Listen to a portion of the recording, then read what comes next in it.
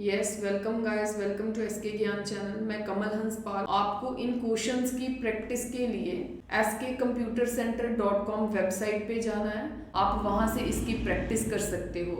And in questions को solve करने में अगर आपको कोई दिक्कत होती है, कोई क्वेश्चन समझ नहीं आ रहा, तो आपको पार्ट्स में ये वीडियो इसी यूट्यूब चैनल की प्लेलिस्ट में मिल जाएगी। आप वहां से वॉच कर सकते हो।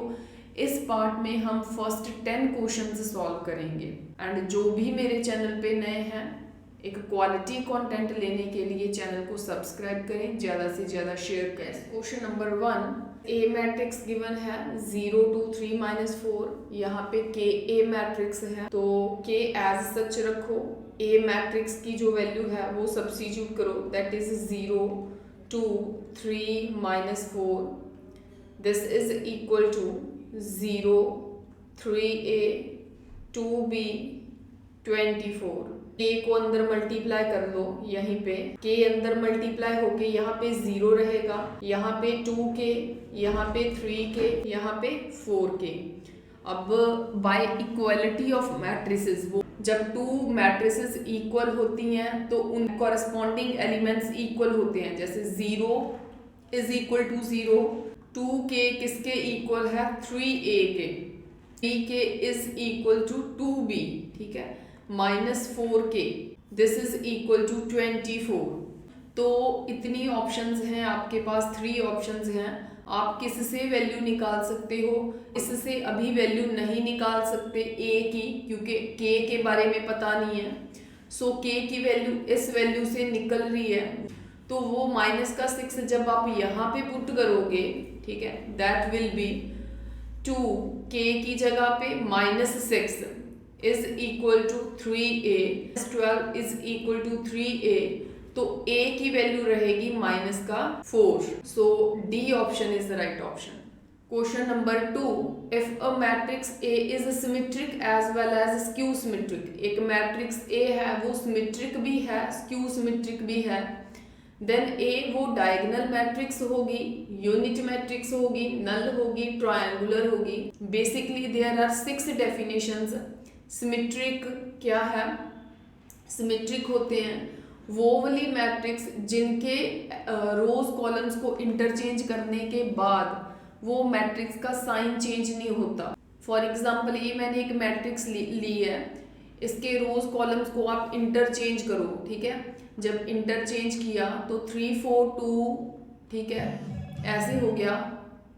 3 4 2 रो जो थी वो कॉलम बन गई, 4 0 2 जो था वो एक कॉलम बन गया, 2 2 5 जो है वो एक कॉलम बन गया, ठीक है। रो कॉलम आपने इंटरचेंज करे, इंटरचेंज करके दोनों को देखो एक बार। 3 4 2 है, यहाँ पे भी 3 4 2 है, यहाँ पे 4 0 2 है, यहाँ पे भी 4 0 2 है, यहाँ पे 2 2 5 है, यहाँ पे भी 2 2 5 है।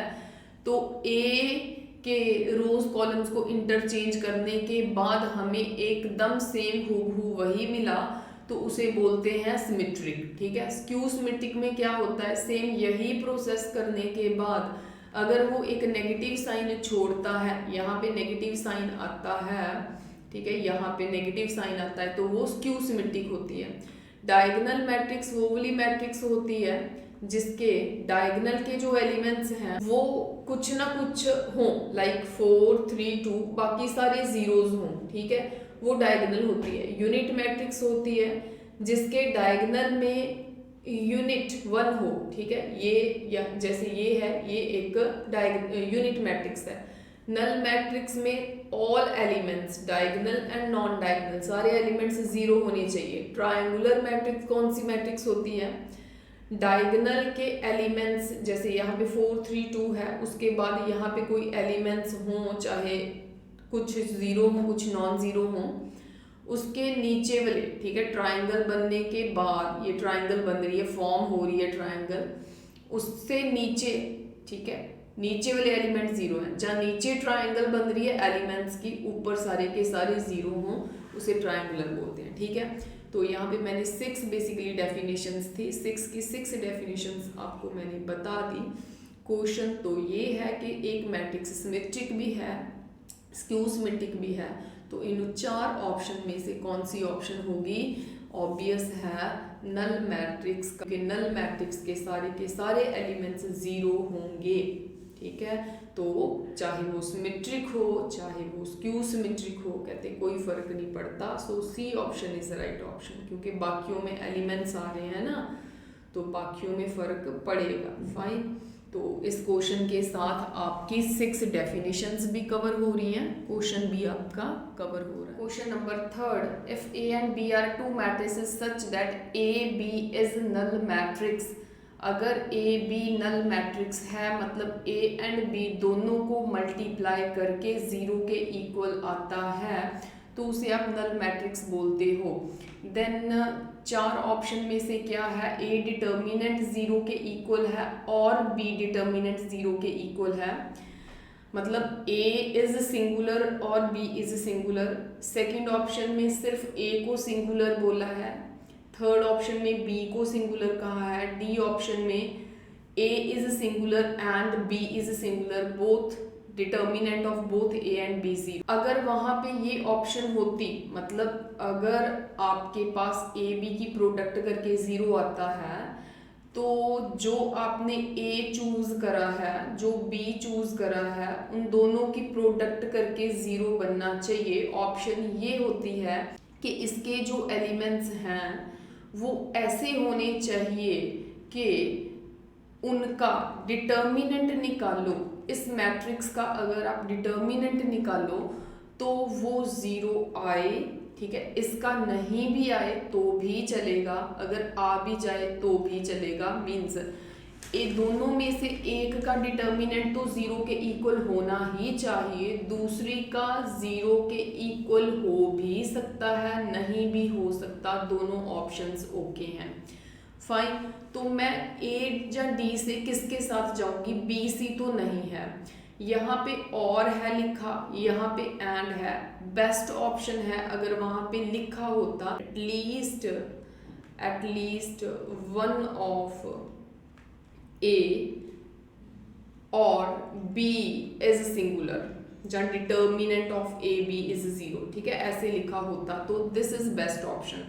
अब ए एंड डी को आपने चूज करना है तो ए ऑप्शन के साथ जाओगे, क्योंकि इसमें दोनों को 0 कहा है, कम से कम इसमें एक है वो भी उन दोनों की प्रोडक्ट को 0 कर देगा। आप कोई भी एग्जांपल लेके सोच सकते हो, ए बी के लिए कोई भी एग्जांपल ले लो अपने मन से, लेकिन उन दोनों का प्रोडक्ट, उसमें एलिमेंट आप ऐसे फिल करना कि उन दोनों का प्रोडक्ट 0 आ जाए। फिर आप दोनों को देखना, ए के एलिमेंट्स बी के एलिमेंट्स आपने पुट करे होंगे, उनमें देखना कि कई बार उसमें एलिमेंट्स ऐसे होंगे कि ए डिटर्मिनेंट 0 होगा, बी डिटर्मिनेंट 0 होगा, कई बार ऐसा होगा कि दोनों में से एक का ही डिटर्मिनेंट 0 होगा, तब भी दोनों की प्रोडक्ट जो है वो 0 आएगी, ठीक है।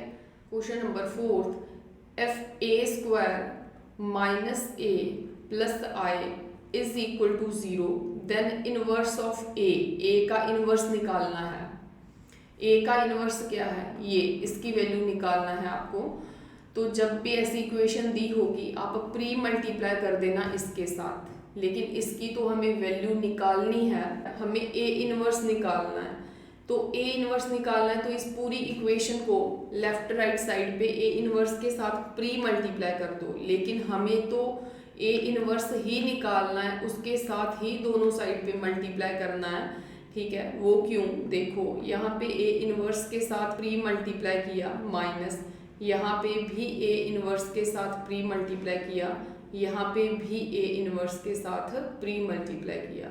तो यहाँ पे जब आप मल्टीप्लाई करते हो यहाँ पे बनेगा ए, ठीक है, 2 - 1 1, यहाँ पे ए इनवर्स है, यहाँ पे मतलब ए रेज टू पावर -1 हो, ए रेज टू पावर 1 हो, आपको पता कैंसिल हो जाता है, मतलब आइडेंटिटी बनेगा, कैंसिल इन द सेंस 1 बनेगा, आइडेंटिटी बनेगा। तो नेक्स्ट यहाँ पे आइडेंटिटी है, मतलब 1 है, वो किसी के साथ मल्टीप्लाई होगा तो ए इनवर्स एज सच रहेगा ना।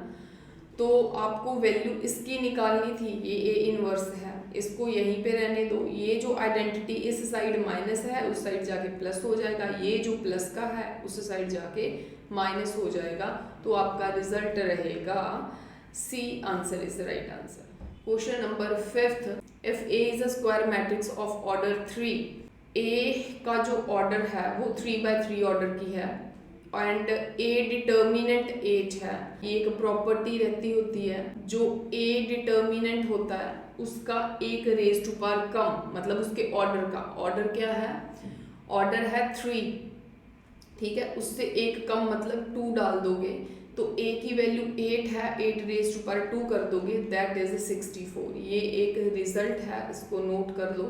Option B option is right option. Characteristic root of matrix, जब भी ऐसी मैट्रिक्स दी होगी जो एक ट्रायंगुलर मैट्रिक्स होगी, ये लोअर ट्रायंगुलर मैट्रिक्स है, तो उसके जो कैरेक्टरिस्टिक्स रूट्स होंगे उसके डायगोनल के एलिमेंट्स ही होंगे, तो 1 3 6 रहेगा इसका आंसर।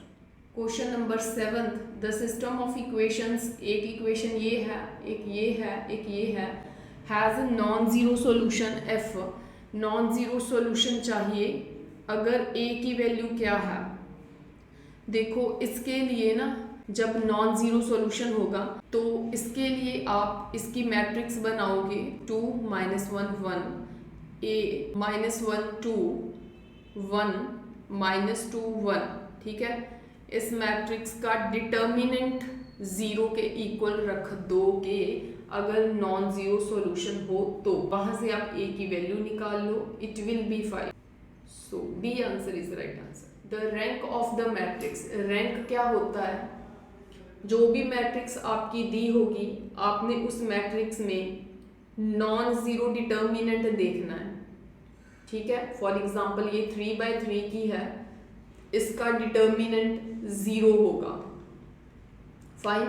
फिर उसकी सब मैट्रिक्स देख ली जाती है, ये सब मैट्रिक्स बन रही है, उनका डिटर्मिनेंट देखो वो भी 0। 3x3 का जो डिटर्मिनेंट था वो 0, 2x2 का जो डिटर्मिनेंट था वो 0, फिर 1/1 मतलब सिर्फ एक एलिमेंट उठाओ, वो तो 0 नहीं है ना, तो वो एक एलिमेंट है, दैट इज 1। सो इसका रैंक कितने ऑर्डर की मैट्रिक्स बची, 1 ऑर्डर की, सो उसका रैंक क्या है जो non zero. Question number 9, the set A is equal to x such that x is real and greater than equal to 1 है। x - 1 greater than equal to 1 मतलब इसको ऐसे लिखा जाता है, एंड x - 1 जो है वो लेस देन इक्वल टू -1 है, यही कंडीशन होती है, ठीक है। ये रिजल्ट होता है इसका, modulus of x - 1 greater than equal to, बार यही रिलेशन लिख दिया जाता है, एक बार x - 1 को लेस छोटा लिखा जाता है -1 से, तो x greater than equal to, यहाँ पे -1 है उस साइड जाके, प्लस का 1 मतलब x greater than equal to 2, यहाँ से बनेगा 0। वो छोटा है, किससे छोटा है, 0 से, इक्वल है एंड स्मॉलर है, तो 0 से लेस कौन है, 0 से लेस ये देखो यहाँ पे 0 है, 0 से छोटा -1 -2 -3, ठीक है, क्योंकि यहाँ पे बोला है इस ऑप्शन में से निकल रहा है कि 0 से छोटा, 0 से छोटा कौन होगा, -1 -2 -3 ∞, तो इसको ऐसे ओपन क्यों रखा, क्योंकि इन्फिनिटी कभी क्लोज्ड में नहीं रखते, ठीक है। 0 तक हो गया, 0 को इंक्लूड करना है, सो दैट्स वाई यहाँ पे ये क्लोजिंग ब्रैकेट डाली है, ठीक है। इंटरसेक्शन है किसके साथ, बड़ा है, x बड़ा है 2 से, 2 वाली साइड पे क्लोज्ड ब्रैकेट है, x greater than equal to 2 से बड़ा है, 2 से बड़ा क्या, इन्फिनिटी तक जा रहा है, इन्फिनिटी को फिर से आपने ओपन रखना है, तो ये जो है ये जो है ये रिजल्ट लगता है, इसका रिजल्ट होता है, ठीक है। अगर यही चीज होती यहाँ पे modulus of x - 1 less than equal to 1 होता, तो फिर क्या होना था, x - 1 less than equal to, दोनों साइड पे ऐसे होता है, ठीक है। इस चीज का रिजल्ट ये रहता है, यहाँ पे -1, यहाँ पे प्लस का 1, ठीक है। तो अगर ग्रेटर देन इक्वल टू हो तो उसके लिए ये रिजल्ट रहता है, ये आप नोट कर लो। क्वेश्चन नंबर 10, A* B का ऑपरेशन दिया हुआ है A - B का whole square, A box B का ऑपरेशन दिया हुआ है A² + B, आपको वैल्यू निकालनी है 3 बॉक्स 4, मतलब 3 बॉक्स 4 मतलब ये वाला रिजल्ट लगेगा, मतलब 3² + 4, ठीक है। उसमें फिर स्टार डाला है 5। कहने का मतलब पहले इसको सॉल्व कर लेते हैं हम, जो भी रिजल्ट आएगा इट इज़ 3 3 9, 9 + 4 13, इसका बन रहा है 13 स्टार 5। अब आप 13 स्टार 5 लिखोगे तो स्टार का ऑपरेशन क्या है, स्टार का ऑपरेशन क्या है, a - b²। तो यहाँ पे क्या है 13 माइनस b कौन है 5, that will be 5 का square, it is 13 - 25, it is -12, so C option is right option।